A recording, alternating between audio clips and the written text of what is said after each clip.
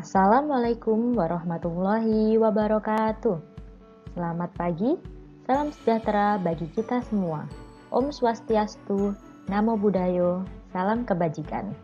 Video ini akan membahas mengenai plastik dan tata cara penanganannya ya, yaitu reuse, reduce, dan recycle. Mari kita simak penjelasan berikut ini ya. Plastik. Tentunya kita tidak asing lagi kan dengan kata plastik. Plastik menjadi salah satu bahan yang paling sering kita jumpai dalam kehidupan sehari-hari. Karena hampir semua peralatan dan produk rumahan yang kita gunakan terbuat dari plastik, baik sebagai pembungkus makanan, alas makan dan minum, peralatan rumah tangga, untuk keperluan sekolah, kantor, otomotif, dan berbagai sektor lainnya. Pada video ini kita akan membahas plastik menjadi 3 bagian. Yang pertama, karakteristik mekanik plastik. Yang kedua, yaitu karakteristik kimia plastik. Dan yang ketiga, yaitu klasifikasi plastik.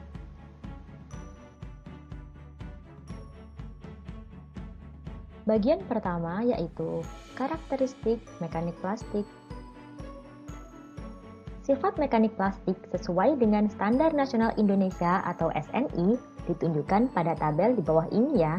Karakteristik yang pertama yaitu karakteristik kuat tarik atau MPa memiliki nilai 24,7 hingga 302. Persen elongasi dalam persen memiliki nilai 21 hingga 220. Dan yang ketiga yaitu hidrofobisitas dalam persen bernilai 99.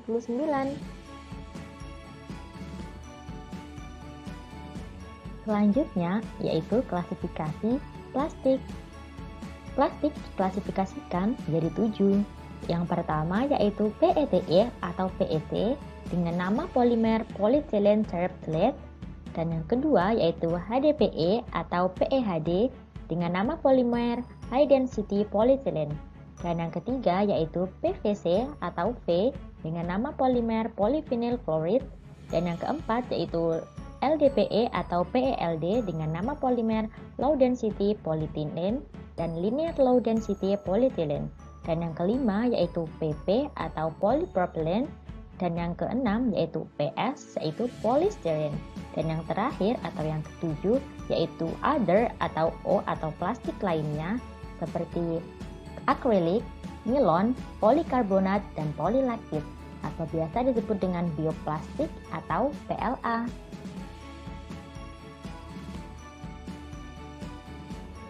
Berikut ini adalah keterangan dari klasifikasi plastik sebelumnya ya. Yang pertama yaitu PET atau PETE, bersifat jernih dan transparan, kuat, tahan pelarut, dan melunak pada suhu 80 derajat Celcius. Biasanya digunakan untuk botol minuman, minyak goreng, kecap, sambal, dan obat. Yang kedua yaitu HDPE, bersifat keras hingga semi fleksibel, tahan terhadap bahan kimia, dan melunak pada suhu 75 derajat Celcius. Biasanya digunakan untuk botol susu cair, jus, minuman, dan wadah es krim. Yang ketiga yaitu PVC. Plastik ini sulit didaur ulang ya, bersifat lebih tahan terhadap senyawa kimia.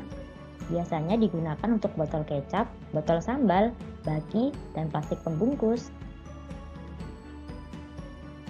Yang keempat yaitu LDPE, di mana bahan ini mudah diproses, kuat, fleksibel, kedap air, dan melunak pada suhu 70 derajat Celcius ya. Biasanya bahan ini digunakan untuk botol madu, wadah yogurt, kantong plastik, dan kresek. Yang kelima yaitu PP, biasanya bersifat transparan tetapi tidak jernih atau berawan, keras tapi fleksibel, dan melunak pada suhu 140 derajat Celcius. Biasanya digunakan sebagai kemasan pangan, tempat obat, botol susu, dan sedotan. Yang keenam yaitu PS, dibagi menjadi 2 yaitu PS kaku dan lunak. PS kaku berbentuk seperti kaca, kaku dan getas, melunak pada suhu 95 derajat Celcius. Contohnya yaitu wadah plastik bening. Dan PS lunak berbentuk seperti busa, contohnya yaitu styrofoam. Dan yang ketujuh yaitu lainnya, di mana bersifat keras, jernih, dan secara termal sangat stabil, dan biasanya digunakan sebagai galon air minum, botol susu, dan peralatan makan bayi. Selanjutnya, kita akan membahas mengenai macam-macam plastik. Yang pertama yaitu berdasarkan sifat fisiknya dibagi menjadi dua, yaitu yang pertama polimer termoplastik, di mana polimer yang mempunyai sifat tidak tahan terhadap panas. Selain itu juga memiliki sifat-sifat khusus, diantaranya yaitu fleksibel dan memiliki titik leleh rendah. Contohnya yaitu PE, PVC, PP, dan polistirena. Yang kedua yaitu polimer termosetting, di mana polimer yang memiliki sifat tahan panas dan memiliki beberapa sifat khusus, diantaranya yaitu keras dan kaku, dan jika dipanaskan akan mengeras. Contohnya yaitu bakelit atau asbak, fitting lampu listrik, peralatan fotografi, steker listrik, dan perekat plywood. Kedua yaitu berdasarkan kinerja dan penggunaannya. Yang pertama yaitu plastik komoditas, di mana sifatnya mekanik tidak terlalu bagus dan tidak tahan terhadap panas. Contohnya yaitu PE, PS, ABS, PMA, dan SAN. Yang kedua yaitu plastik teknis, di mana tahan panas, temperatur operasi di atas 100 derajat Celcius dan memiliki sifat mekanik. Contohnya PA, POM, PC, dan PBT. Dan yang ketiga yaitu plastik teknik khusus, di mana memiliki sifat yang pertama temperatur operasi di atas 150 derajat Celcius, dan yang kedua memiliki sifat mekanik sangat bagus. Contohnya yaitu PSF, PES, PAI, dan PAR. Selanjutnya, kita akan membahas macam-macam plastik berikutnya. Yang ketiga yaitu berdasarkan jumlah rantai karbon. Yang pertama yaitu 1-4 berupa gas seperti LPG. Kedua, 5-11 berupa cairan seperti bensin. Yang ketiga, 9-16 berupa cairan dengan viskositas rendah. Yang keempat, 16-25 berupa cairan dengan viskositas tinggi seperti oli dan gemuk. Yang kelima yaitu 25-30 berupa padat seperti parafin dan lilin. Yang terakhir yaitu 1000-3000 yaitu berupa plastik seperti polistiren, polietilen, dan lainnya. Nah, berikutnya yang keempat yaitu berdasarkan sumbernya.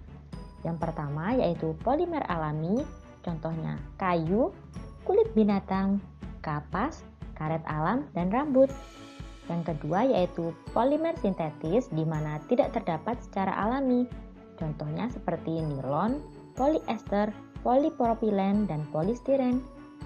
Yang ketiga yaitu polimer alami yang dimodifikasi, seperti seluloid dan selofen, di mana bahan dasarnya dari selulosa, tetapi telah mengalami modifikasi secara radikal sehingga kehilangan sifat-sifat kimia dan fisika asalnya. Selanjutnya yaitu tentang bahaya sampah plastik. Nah, yang pertama yaitu tercemarnya tanah, air tanah, dan makhluk hidup bawah tanah. Yang kedua yaitu racun-racun dari partikel plastik yang masuk ke dalam tanah akan membunuh hewan-hewan pengurai di dalam tanah seperti cacing. Yang ketiga yaitu PCB yang tidak dapat terurai meskipun termakan oleh binatang maupun tanaman akan menjadi racun berantai sesuai urutan rantai makanannya. Yang keempat yaitu kantong plastik akan mengganggu jalur air yang terserap di dalam tanah. Yang kelima yaitu menurunkan kesuburan tanah karena plastik juga menghalangi sirkulasi udara di dalam tanah dan ruang gerak makhluk hidup bawah tanah yang mampu menyuburkan tanah. Yang keenam yaitu kantong plastik yang sukar diurai, mempunyai umur panjang dan ringan, akan mudah diterbangkan angin hingga ke laut sekalipun. Yang ketujuh yaitu hewan-hewan dapat terjerat dalam tumpukan plastik. Dan yang terakhir yaitu pembuangan sampah plastik sembarangan di sungai-sungai akan mengakibatkan pendangkalan sungai dan penyumbatan aliran sungai yang menyebabkan banjir.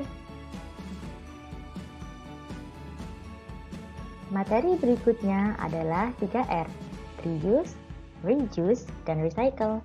Yang pertama yaitu reuse, berarti menggunakan kembali sampah yang masih dapat digunakan untuk fungsi yang sama ataupun fungsi lainnya. Yang kedua yaitu reduce, berarti mengurangi segala sesuatu yang mengakibatkan timbulnya sampah. Dan yang terakhir yaitu yang ketiga yaitu recycle, di mana mengolah kembali atau mendaur ulang sampah menjadi barang atau produk baru yang bermanfaat.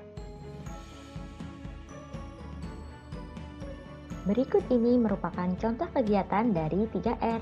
Yang pertama yaitu reuse. Contohnya, gunakan kertas yang masih kosong untuk menulis. Yang kedua, gunakan kembali wadah atau kemasan yang telah kosong untuk fungsi yang sama atau fungsi lainnya. Misalnya, botol bekas minuman digunakan kembali menjadi tempat minyak goreng. Yang ketiga yaitu jual atau berikan sampah yang terpilah kepada pihak yang memerlukan. Yang kedua yaitu reuse, pilih produk dengan kemasan yang dapat didaur ulang. Kurangi penggunaan bahan sekali pakai. Dan yang terakhir yaitu gunakan kedua sisi kertas untuk penulisan ataupun fotokopi. Nah, yang ketiga yaitu recycle. Yang pertama yaitu pilih produk dan kemasan yang dapat didaur ulang dan mudah terurai. Yang kedua yaitu olah sampah kertas menjadi kertas atau karton kembali. Dan yang terakhir yaitu lakukan pengolahan sampah organik menjadi kompos.